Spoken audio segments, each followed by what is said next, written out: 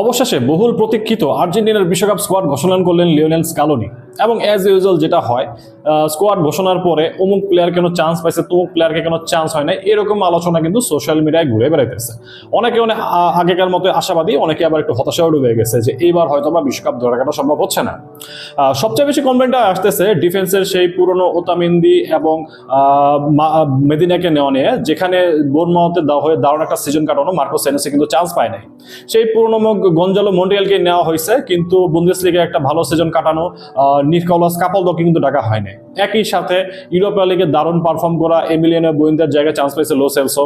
কিংবা একটু কম আলোচনা যেটা নিয়ে হচ্ছে যে কোমর হয়ে দারুণ সিজন কাটানো ম্যাক্সিমো পেরোনের জায়গায় কিন্তু চান্স পাইছে সিজনের শুরুর দিকে বেশিরভাগ সময় ইনজুরিতে থাকা এজিকুয়েল প্যালাসিওস। এখন কথা হচ্ছে স্কালোনি অ্যাকচুয়ালি কিসের ওপর বেসিস করে এই পপুলার কিংবা ইনফর্ম প্লেয়ারদেরকে বাদ দিয়ে কিছুটা আউট অফ ফর্ম থাকা পুরনো মুখগুলাকে তার দলে কল করছে।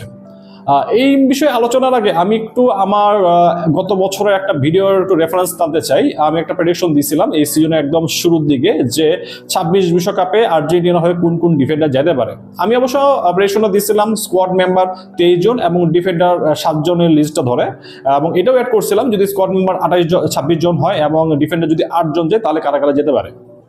ইন দ্যাট কেস আর্জেন্টিনার রাইট ব্যাক হিসেবে কারা যেতে পারে, মলিনা এবং ফয়ে। থার্ড চয়েস হতে পারে পাবলো মাফিও কিংবা মন্টিয়েল, সিচুয়েশন বেসড। তো ফাইনালি আর্জেন্টিনা যদি 7টা ডিফেন্ড মানে স্কোয়াড হয় 23 জনের এবং 7টা ডিফেন্ডার নিয়ে তারা যদি বিশ্বকাপে যায়, তাহলে কারা কারা হবে সেই 7 জন।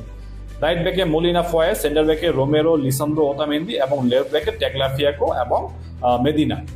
ব্যাকআপ অথবা এখানে এক্সেপশন হিসেবে ঢুকে যেতে পারে কারা কারা, সেন্টার ব্যাক হিসেবে বালেরদি, রাইট ব্যাক হিসেবে পাবলো মাফে এবং লেফট ব্যাক হিসেবে জুলিয়াস সোলার অথবা ভ্যালেন্টিন বার্কো।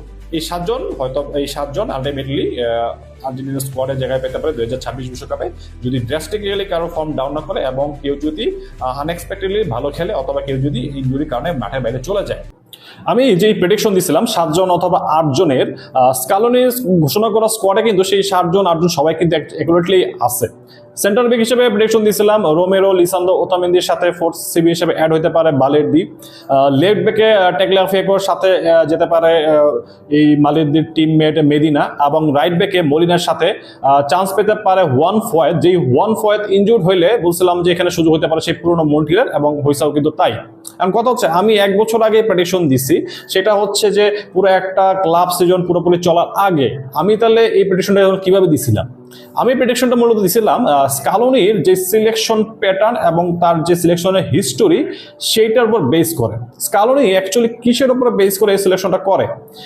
স্কালোনি মূলত একটা কম্বিনেশনটাকে তার সবচেয়ে বেশি প্রায়োরিটি দেয়, যে টিমে এতগুলো প্লেয়ার খেলতেছে তাদের মধ্যে যেন একটা ভালো আন্ডারস্ট্যান্ডিং থাকে, এবং কম্বিনেশনের জন্য সে হুটার নতুন কোনো প্লেয়ার দলে নেয় না। এবং কম্বিনেশন বাদ দিলেও স্কালোনি সেই প্লেয়ারদেরকে প্রেফার করে যারা একটু ভার্সেটাইল। আর বুঝতে হবে ভার্সেটাইল জিনিসটা কি। ভার্সেটাইল হচ্ছে একটা প্লেয়ার যদি একাধিক পজিশনে এবং একাধিক রোলে সে কমফোর্টেবলি খেলতে পারে, তাহলে সেই প্লেয়ারটাকে ভার্সেটাইল বলা হয়। লাইক ডিফেন্ডারদের বেলায় সে ডিফেন্সের রাইটেও খেলতে পারে, ডিফেন্সের লেফটেও খেলতে পারে। মিডফিল্ডের বেলায় সে ডিপ লাইন প্লেমেকার হিসেবে খেলতে পারে, বক্স টু বক্স মিডফিল্ডার হিসেবে খেলতে পারে, অথবা অ্যাটাকিং মিডফিল্ডার হিসেবে খেলতে পারে। মানে একটা প্লেয়ারকে দিয়ে যদি একাধিক কাজ করানো যায়, তাহলে কিন্তু স্কালোনি সেই প্লেয়ারটাকে বেশি প্রায়োরিটি দেয়। তার ক্লাবে অথবা লাস্ট কয়েকদিন ধরে তার ফর্ম কিরকম ছিল সেটা তার জন্য ম্যাটার করে না। হ্যাঁ, লাস্ট কয়েকদিন ধরে তার ফর্ম কেমন ছিল এটা ম্যাটার করে শুধুমাত্র ন্যাশনাল টিমের জন্য। সো স্কালোনির সিলেকশন প্যাটার্ন কি? পরিচিত মুখ হইতে হবে টিম কম্বিনেশনের জন্য, ভার্সেটাইল হইতে হবে, এবং ন্যাশনাল টিমের হয়ে লাস্ট কয়েক ম্যাচে তাকে ভালো পারফর্ম করতে হবে। সবার আগে আসতেছে ডিফেন্স নিয়ে, যে ডিফেন্স নিয়ে আমাদের সবচেয়ে বেশি কমপ্লেন, যে বর্নমাউথের মার্কোস সেনেসি চান্স পাইল না, কিন্তু সেই পুরনো ইরোর প্রোন ওতামেন্দি চান্স পাইছে। আবার মার্সাই থেকে বালেরদি এবং মেদিনা চান্স পাইছে। যেই বালেরদি এবং মেদিনা তারা যেসব ম্যাচ স্টার্ট করছে সেই সব ম্যাচে তারা কখনোই 3টার বেশি ক্লিন শিট পায় নাই, এবং এদের থেকে মার্কোস সেনেসি কিন্তু অনেক ভালো একটা অপশন ছিল। সে এই সিজনে বোর্নমাউথের হাইয়েস্ট রেটিং বা প্লেয়ার। এখন দেখতে হবে কেন এই সিলেকশনটা হয়েছে। সেনেসি এই সিজনে বোর্নমাউথে অনেক ভালো খেলছে, কোনো সন্দেহ নাই। বাট সে আসলে কি প্রোফাইলের প্লেয়ার? সে মূলত একজন লেফট সিবি। সে 3 ম্যান ব্যাকলাইনের লেফট সিবি অথবা সেন্টার সিবি অথবা 4 ম্যান ব্যাকলাইনের লেফট সিবি হিসেবে খেলে। অর্থাৎ সে একজন লেফট ফুটেড ডিফেন্ডার, যে কিনা কখনো রাইট সিবি হিসেবে খেলে না, কিংবা সরাসরি লেফট ব্যাক হিসেবেও খেলে না, মানে সেনেক্সিকে যদি না হইতো তাহলে সেনেক্সিকে শুধুমাত্র লেফট সিবি অপশনটার জন্য কিন্তু কনসিডার করা যেত। অপরদিকে স্কালোনি অ্যাকচুয়ালি যাদেরকে পিক করছে, ওতামেন্দি বলি বালেরদি বলি, এই দুজন কিন্তু রাইটেও খেলতে পারে লেফটেও খেলতে পারে, মানে রাইট সিবি হিসেবে খেলানো যাবে, লেফট সিবি হিসেবে খেলানো যাবে। এখন আর্জেন্টিনার ফার্স্ট চয়েস রাইট সিবি হচ্ছে ক্রিশ্চিয়ান রোমেরো এবং ফার্স্ট চয়েস লেফট সিবি হচ্ছে কিন্তু লিসান্দ্রো মার্টিনেজ, এবং এই দুজন কিন্তু রাইট সিবি বলি আর লেফট সিবি বলি এই দুই পজিশনের বাইরে কিন্তু খুব একটা খেলে না। এখন কথা হচ্ছে যদি এরকম হয় যে এই রোমেরো কিংবা লিসান্দ্রো তারা টুর্নামেন্টের মাঝখানে ইনজুরি শিকার হয়েছে অথবা সাসপেনশনে পড়ছে অথবা তাদের ফর্ম বাজে অথবা খারাপ পারফরমেন্সের জন্য আগের কোনো ম্যাচে আর্জেন্টিনাও একটা বাজে রেজাল্ট করছে, তাহলে এই প্লেয়ারদের রিপ্লেসমেন্ট কারা হবে? রোমেরো যদি ইনজুর্ড হয়, রাইট সিবি বলতে কিন্তু আর্জেন্টিনার স্কোয়াডে কেউ নাই। ফয়েত হইতে পারতো রাইট সিবি, কিন্তু ফয়েত কিন্তু নাই। সো এইখানে স্কালোনি কারে খেলাতে পারবে? সেই বুড়া ওতামেন্দি যার রাইট সিবিতে খেলার অভ্যাস আছে এবং পুরা সিজনে লিওনে হয়ে মাত্র তিনটা ক্লিন শিট পাওয়া বালেরদি, যে কিনা একই সাথে রাইটেও খেলতে পারে লেফটেও খেলতে পারে। একই থিওরি যায় কিন্তু লেফটে লিসান্দ্রোর বেলায়। এখন লিসান্দ্রো যদি সেম কোনো ম্যাচে যদি সে যদি অ্যাভেলেবল না থাকে এবং তার একটা ডেফিনেট উইকনেস হচ্ছে সে কিন্তু তার শর্ট হাইটের জন্য সে কিন্তু এরিয়ালি কিছুটা উইক, সবার সাথে সে এরিয়ালি পারে না। তো লেফট সিবি হিসেবে লিসান্দ্রোর ব্যাকআপ তাহলে কে হতে পারে? এখানে লেফট হিসেবে তাহলে স্কালোনি অপশন কটা হলো? এই ওতামেন্দি, বালেরদি এবং ফাকুন্দো মেদিনা। তার মানে লিসান্দ্রো যদি কোনো ম্যাচে আনএভেলেবল থাকে অথবা তাকে যদি স্কালোনি সাব করতে হয় তাহলে কিন্তু স্কালোনির হাতে তিনটা রেডিমেড অপশন থাকলো। এখন আসেন লেফট ব্যাকের বেলায়। লেফট ব্যাকে আর্জেন্টিনার বেস্ট চয়েস আছে নিকোলাস টেগলাফিয়েকো। যে টেগলাফিয়েকোকে আমরা হয়তো পুরোপুরি ট্রাস্ট করতে পারতেছি না তার বয়স এবং তার ধীরগতির কারণে, বাট এই টেগলাফিয়েকোর ব্যাকআপ আসলে কে হতে পারে? রিভার প্লেটের মার্কোস আকুনিয়া কিংবা বর্মাদের জুলিও সোলার। একজন খেলে আর্জেন্টিনার লিগে কাইন্ড অফ বাতিল মাল, আরেকজন এই সিজনে কোনো গেম টাইম পাই নাই বলতে গেলে। তো এদেরকে আসলে ট্রাস্ট করার কোনো অপশন ছিল না। আপনি হয়তো বা আর্জেন্টিনার ডোমেস্টিক লিগে অন্য কারো নাম সাজেস্ট করতে পারেন, বাট সেও কিন্তু টপ টায়ারে খেলা প্রুভেন কেউ না। তো এইখানে স্কালোনির দরকার ছিল যে টপ টায়ার ফুটবলে খেলছে এবং কোনো মতে সে ভার্সেটাল হইতে পারে। এই in that case Scaloni pick করছে এই মার্শেল মেদিনাকে, যে হয়তো বা লেফট সিবি অথবা থ্রি ম্যান ব্যাকলাইনের ওয়াইড সিবি ছাড়া সে কিন্তু ফুল ব্যাকে অনেকদিন ধরে খেলে না, বাট যেহেতু তার এক্সপিরিয়েন্স আছে ফুল ব্যাক হিসেবে খেলার, সেই কারণে স্কালোনি কিন্তু টেগলাফিয়েকোর ব্যাকআপ হিসেবে এই মেদিনাকে সে স্কোয়াডে নিছে। এবং অবশ্যই ভ্যালেন্টিন বার্কো যে হয়তো বা 2 সিজন ধরে মিডে খেলতেছে, বাট তারও কিন্তু লেফট ব্যাকে খেলার এক্সপিরিয়েন্স আছে। এখানে স্কালোনির ফার্স্ট চয়েস যারা আছে, সেই রোমেরো বলি, লিসান্দ্রো বলি কিংবা টেগলাফিয়েকো বলি, এরা এই যাদেরকে নিয়ে কোয়েশ্চন আছে তাদেরকে কিন্তু স্কালোনি মেইনলি নিচ্ছে এই তিনজনের ব্যাকআপ হিসেবে। এই তিনজন যদি আনএভেলেবল থাকে অথবা ফর্ম যদি বাজে হয়ে যায়, তখনই এই বাকি যাদের নাম নিলাম ওতামেন্দি, বালেরদি, মেদিনা, তারা কিন্তু তখন চান্স পাবে, এর আগে কিন্তু না। কথা হচ্ছে রাইটে হলেন মলিনা হচ্ছে আর্জেন্টিনার ফার্স্ট চয়েস, যেও কিনা পুরা ক্লাব সিজনে কিন্তু সেভাবে গেম টাইম একটু কম পাইছে, সেভাবে স্টার্ট করা নেই। তার ব্যাকআপ হিসেবে কিন্তু সেই পুরোনো মন্টিয়েলে কেন ভরসা করতে হয়েছে? কারণ এখানে যেটা বললাম আর্জেন্টিনার রাইট ব্যাক কিন্তু ইউরোপের টপ টায়ারে খেলতেছে এরকম কেউ নাই। আপনি হয়তো বা অগাস্টিন গিয়ায়ের নাম নিতে পারেন, কেভিন ম্যাকঅ্যালিস্টারের নাম নিতে পারেন, বাট এরা কেউ কিন্তু টপ টায়ারে ফুটবল খেলতেছে না ইউরোপে। কিন্তু এখানে একটা নাম না যেত, সেটা হচ্ছে হামবার্গের নিকোলাস কাপলদো, যে কিনা শুরু করছিল একজন মিডফিল্ডার হিসেবে, তারপরে সে রাইট ব্যাক অথবা রাইট সিবি হিসেবে কনভার্ট হয়েছে। এই প্লেয়ারটার স্কালোনি কখনোই খেলায় নাই, বাট যেই কারণে স্কালোনি অ্যাকচুয়ালি তার উপর ট্রাস্ট করতে পারে নাই। বাট এই একটা জায়গায় যদি স্কালোনি একটু এক্সেপশনাল আনতো, তাহলে কিন্তু স্কালোনির যে টিম থেকে যে ভার্সেটালিটি ডিমান্ড করে সেটা কিন্তু এই কাপলদো থেকে পাইতো। মিডফিল্ডে যেটা আসি, মিডফিল্ডে নিয়ে আসলে তেমন কোনো কোয়েশ্চেন নাই, জাস্ট লো সেলস ইনক্লুশনটা পেরোনেকে বাদ দিয়ে অথবা থেকে বাদ দিয়ে। এখানে বাদ দেওয়া হয়েছে কাকে? বাদ দেওয়া হয়েছে পেরোনেকে। পেরোনে কি? সে মূলত ডিপ প্লেয়িং প্লেমেকার হিসাবে খেলে, সে হয়তো বা জেনুইন বল প্লেয়িং ডিফেন্সিভ মিডফিল্ডার না। স্কালোনি কিন্তু জেনুইন বল উইনিং ডিফেন্সিভ মিডফিল্ডার খেলায় না, সে মূলত ডিপ প্লেয়িং প্লেমেকার ইউজ করে। স্কালোনি টিমের ডিপ প্লেয়িং প্লেমেকার অপশন হচ্ছে লিয়ান্দ্রো পারাদেস এবং এনজো ফার্নান্দেস। তো একই সাথে সে আরো একটা ডিপ লাইং প্লে মেকার কাম ডিফেন্সিভ মিডফিল্ড নিয়ে এই পজিশনটা সে ওভারলোড করতে চায় না। সে চাইছে তার মিডফিল্ডের বাকি অপশনগুলো যেন একটু ভার্সাটাইল হোক, যেই কারণে ডিপল, ম্যাকঅ্যালিস্টার এদের ফর্ম এবং এখনকার পারফরমেন্স লেভেল নিয়ে তো কোয়েশ্চেন থাকতে পারে, বাট তারা তাদের ভার্সাটালিটি এবং যেহেতু টিম কম্বিনেশন তারা পরিচিত, এই কারণে কিন্তু তারা পিক হয়েছে। লো সেলসও কাইন্ড অফ সিমিলার রিজন, সে এই সিজনে খুব একটা পারফর্ম করতে পারে নাই। সে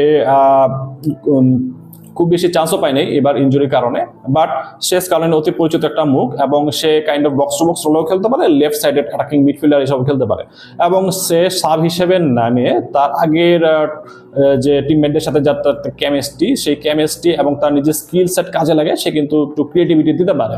তো এখানে বুয়েন্দে একটা অপশন হইতে পারতো, পেরোনেও একটা অপশন হইতে পারতো। এখানে চান্স পাইছে এজেগেল প্যালাসিওস। তো এজেগেল প্যালাসিওস এই প্লেয়ারটা ডিফেন্সিভ মিডফিল্ডার রোলেও খেলতে পারে, বক্স টু বক্স রোলেও খেলতে পারে, বাট সে এই সিজনের শুরুতে বেশিরভাগ সময় ইনজুরিতে থাকলেও সে কিন্তু লাস্ট কয়েক ম্যাচ ধরে সে ডিফেন্সিভ মিডফিল্ডার পজিশনটাই হোল্ড করতেছে লেভারকুসেনে এবং পারফরমেন্স ওভারঅল ডিসেন্ট বলা যায়। এখন সবার লাস্টে আসে অ্যাটাকিং লাইনআপের কথা। তো অ্যাটাকিং লাইনআপে কারা কারা সিলেক্ট হবে মোটামুটি প্রেডিক্টেড ছিল। দিবালা তো আগেই বাদ পড়ছে, তো কনফিউশন ছিল যে বুয়েন্দিয়া চান্স পাবে কিনা, আলমাদা বাদ পড়বে কিনা। এখন আলমাদার হয়তো ক্লাব সিজনে তার খুব একটা ভালো ক্লাব সিজন যায় নাই, তাই সেভাবে তো গেম টাইম পায় নাই, বাট আলমাদা কিন্তু ন্যাশনাল টিমের হয়ে কনমেবল কোয়ালিফায়ারে ভালো পারফরমেন্স করছে, স্কাউটে কিন্তু সেটাই কাউন্ট করছে। এখন বুয়েন্দিয়াকে নিয়ে আমি অলরেডি আগে দুইটা ভিডিওতে বলছি যে সে একে তো হচ্ছে শর্ট, এবং শর্ট প্লেয়ারদেরকে স্কালোনি খুব বেশি কল করে না, অন্য কোনো শর্ট প্লেয়ার যদি বাদ পড়ে তখন স্কালোনি তাকে কনসিডার করে। সো নতুন করে আরেকটা শর্ট প্লেয়ারকে স্কালোনি তার টিম কম্বিনেশনে আসলে অ্যাড করতে চায় নাই, যে এই প্লেয়ারটা হয়তো বা টিমে এসে হুট করে মানায় নাও নিতে পারে, বাট আলমাদা যেহেতু অলরেডি টিমে আছে, সে অলরেডি টিমে সেটল, সেহেতু বাকি টিমমেটদের সাথে তার কেমিস্ট্রি ভালো হয়, সে দ্রুত মানায় না একটা যেই লেভেলের সার্ভিসটা স্কালোনি এক্সপেক্ট করে সেই লেভেলের সার্ভিসটা আলমাদা হয়তো দিতে পারবে। নিকো গঞ্জালেস কিংবা ফ্ল্যাকো ম্যানুয়েল লোপেসকে নিয়েও কোয়েশ্চেন হতে পারে। নিকো গঞ্জালেসকে স্কালোনি রাখছেই তার হাই ওয়ার্কের জন্য, এবং সে যখন লং বল ট্যাকটিক্সে খেলবে সেই লং বল ট্যাকটিক্সে খেলার সময় নিকো গঞ্জালেস যাতে এরিয়াল জুইসটা জিতে, এই কারণে। ফ্ল্যাকো লোপেসকে কেন রাখা হয়েছে? তো এইটার এক্সপ্লেন হচ্ছে ফ্ল্যাকো লোপেসও কিন্তু স্টার্টার হিসেবে দলে চান্স পায় নাই, এবং স্ট্রাসবার্গের হোয়াকিন পানিচুলি যদি ফিট থাকতো তাহলে কিন্তু লোপেজের চান্স পাওয়ার কোনো সম্ভাবনা ছিল না, সেই চান্সটা পাইতো পানিচুলি, বাট আনফর্চুনেটলি পানিচুলি ইনজুর, যেই কারণে লোপেজকে নিতে হয়েছে। এই টিমের মধ্যে একমাত্র লম্বা এবং ফিজিক্যাল স্ট্রাইকার হচ্ছে কিন্তু এই ফ্ল্যাকো লোপেজ। তো ফ্ল্যাকো লোপেজকে আসলে কখন লাগবে? যখন এই যে গ্রুপ রাউন্ডে স্পেসিফিকলি এই যে জর্ডান, আলজেরিয়া কিংবা অস্ট্রিয়ার সাথে যখন খেলা হবে, যাদের সাথে আর্জেন্টিনা যাদের থেকে টেকনিক্যালি অনেক আগে থাকবে বাট ফিজিক্যালি পিছিয়ে থাকবে, এই টিমগুলা যখন হয়তো লো ব্লকে খেলবে অথবা সেট পিসে যাবে, তখন কিন্তু একটা ফিজিক্যাল প্রেজেন্স লাগবে আর্জেন্টিনার অপোনেন্ট ডিবক্সেও নিজেদের ডিবক্সেও। ইন দ্যাট কেস ফ্ল্যাকো লোপেজের ফিজিক্যালিটি এবং এরিয়াল এবিলিটিটা কিন্তু কাজে দিবে, এবং ফ্ল্যাকো লোপেজ অবশ্যই আলভারেজ কিংবা লাউতারোর মধ্যে স্টার্টার হিসেবে স্কালোনি কনসিডার করতেছে না, স্কালোনি তাকে কনসিডার করতেছে সেট পিস সিচুয়েশনে এবং স্পেশালি লো ব্লকের এগেইনস্টে এরিয়াল ক্রসে একটা এরিয়াল অ্যাডভান্টেজ আনার জন্য। এবং সেম রিজনটা কিন্তু ওতামিন্দির বেলাতেও যায়, যে ওতামিন্দিকে আবার মেনশন করতেছে, কারণ আপনি ধরেন যে গ্রুপ রাউন্ডে আলজেরিয়া কিংবা জর্ডানের সাথে খেলা হইতেছে, সেখানে তারা 10 জন মিলে ডিফেন্ডিং করতেছে এবং কর্নার কিক কিংবা সেট পিস ছাড়া আসলে সেভাবে চান্স ক্রিয়েট হইতেছে না, এবং কর্নার কিক সেট পিস থেকে হেডে গোল করার মতো অপশন কিন্তু আর্জেন্টিনার খুব বেশি নাই। ইন দ্যাট কেস ওতামিন্দির এক্সপিরিয়েন্স আছে কর্নার কিক কিংবা সেট পিস থেকে হেডে গোল করে দেওয়া, সেই ডেডলকটা ব্রেক করার। এই একটা জিনিস কনসিডারেশনে ফ্ল্যাকো লোপেজ আর্জেন্টিনা টিমে এবং ওতামিন্দিও আর্জেন্টিনার টিমে। তো এখন কথা হচ্ছে এটা নিয়ে আসলে এই স্কোয়াডটা নিয়ে আমার ওভারঅল জাজমেন্টটা কি? ওভারঅল জাজমেন্টটা হচ্ছে স্কোয়াডটা আমরা কিভাবে জাজ করি, যে প্লেয়ারদের লেভেল কিরকম কিংবা ক্লাবের হয় তাদের পারফরমেন্স কিরকম। আর্জেন্টিনা স্কোয়াডে যারা আছে তারা কিন্তু ইউরোপিয়ান ক্লাব ফুটবলে ওভার হাইপ এরকম প্লেয়ার না, 2-1 বাদে ম্যাক্সিমাম কিন্তু underrated, under hype. Comparatively France বলি, স্পেন বলি, পর্তুগাল বলি কিংবা ইংল্যান্ড বলি, তাদের স্কোয়াডের অনেক প্লেয়ার কিন্তু তারা ক্লাবে অনেক ভালো ক্লাবে খেলে এবং ক্লাব লেভেলের পারফরমেন্সে তাদের কিন্তু হাইপটাও বেশি। সেই হিসেবে এই আর্জেন্টিনা স্কোয়াডটা কিন্তু আন্ডার হাইপে বলা যায়, আন্ডার রেটেড বলা যায়, কিংবা মনে হতে পারে যাদের potential com. But Scaloni actually কি বেশি প্রেফার করে? স্কালোনি প্রেফার করে তার দলের টিম কম্বিনেশন। আর্জেন্টিনার আগে কথা নিশ্চয়ই আপনারা ভুলেন নাই, যে যেইখানে টিমে তেভেজ, ডি মারিয়া, হিগুয়েন, আগুয়েরা, লাভেজের মতো অ্যাটাকার ছিল, বাট আর্জেন্টিনা কিন্তু কোনো ট্রফি জিততে পারতো না।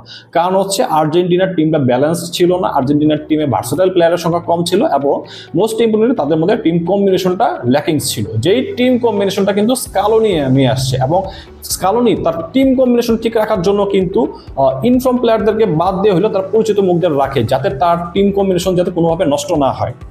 এখন কথা হচ্ছে এই স্কালোনি যে টিম কম্বিনেশনটা সে প্রায়োরিটি দিল, ভার্সেটাইল প্লেয়ারদের বেশি প্রায়োরিটি দিল, এইটাতে যদি আর্জেন্টিনা ধরা খাওয়া যায়, ধরা খাওয়ার যাওয়ার চান্স তো অবশ্যই আছে। ওতামেন্দি, মেদিনা কিংবা মন্টিয়েল, সেলসো কিংবা ফ্ল্যাকো লোপেস, এদের কোনো একটা ভুলে কিন্তু আর্জেন্টিনা বড় মূল্য দিতে পারে।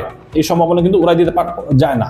বাট জিনিসটা যেটা করতে হবে যে এই প্লেয়াররা যাতে গেম টাইম কম পায়, কারণ অ্যাকচুয়ালি নিতেছে ওদেরকে কম গেম টাইম দেওয়ার জন্য, সাব হিসেবে, ম্যাক্সিমাম সাব হিসেবে অথবা বিকল্প হিসেবে ইউজ করার জন্য। তো আমাদের যেটা করতে হবে অ্যাজ ইউজুয়াল স্কালোনির উপরে বিশ্বাস রাখতে হবে, এবং বিশ্বাস শব্দটা যখন ইউজ করি তখন একই সাথে প্রার্থনা শব্দটা মধ্যে চলে আসে, এবং একই সাথে আমাদের প্রার্থনাও করতে হবে যে এই Otamendi, Medina, Montiel, Celso, Nico Gonzalez কিংবা ফ্ল্যাকো লোপেস এরা যাতে এমন কোনো ব্লান্ডার না করে যে ব্লান্ডারের জন্যই আর্জেন্টিনাকে সবচাইতে বিশ্বকাপে সবচেয়ে বড় মূল্যটা দিতে হয়।